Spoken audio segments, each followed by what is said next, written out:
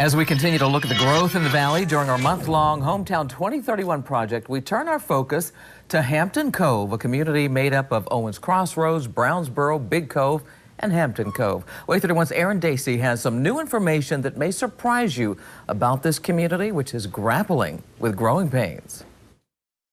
What WAAY 31 can reveal to you now is that the cap to explosive growth in Hampton Cove may be on the horizon faster than most people think. There are only 900 acres of developable land available in the Cove for homes. And planners say what the community decides as a whole in the next couple of years will determine whether Hampton Cove flourishes or declines by 2031.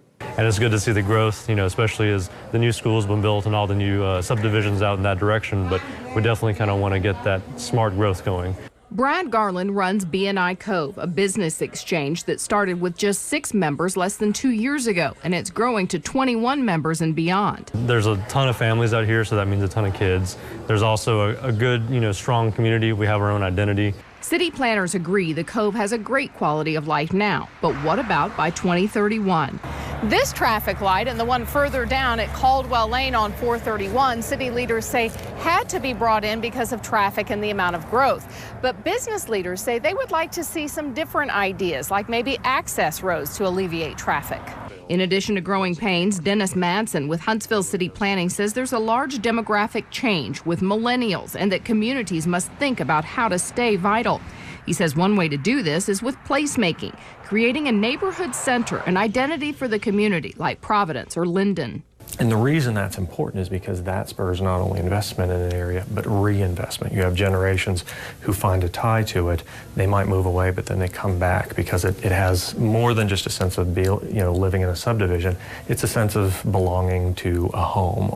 Madsen says because there are fewer than 1,000 acres of developable land east of Montesano, these decisions need to be made in the next couple of years, and that it doesn't work well for the city to force the process. It's better if community leaders drive the planning. Some of the decisions we want to make are, what does the entryway to Hampton Cove start to look like?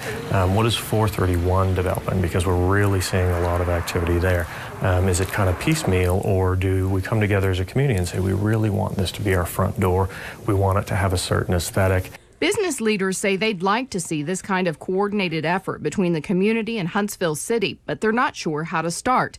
They say WAAY 31's Hometown 2031 has sparked a discussion on how to move forward. If the Cove area works together as one group and, kind of focuses on the growth and welfare of the community, that sustainable growth is what we're going to hopefully see in the next, 15, 20 years. B&I Cove is holding a Visitors Day Wednesday, February 8th, starting at 7 a.m. at the Robert Trent Jones Clubhouse. It invites citizens and business leaders to weigh in on plans for the future in Hampton Cove.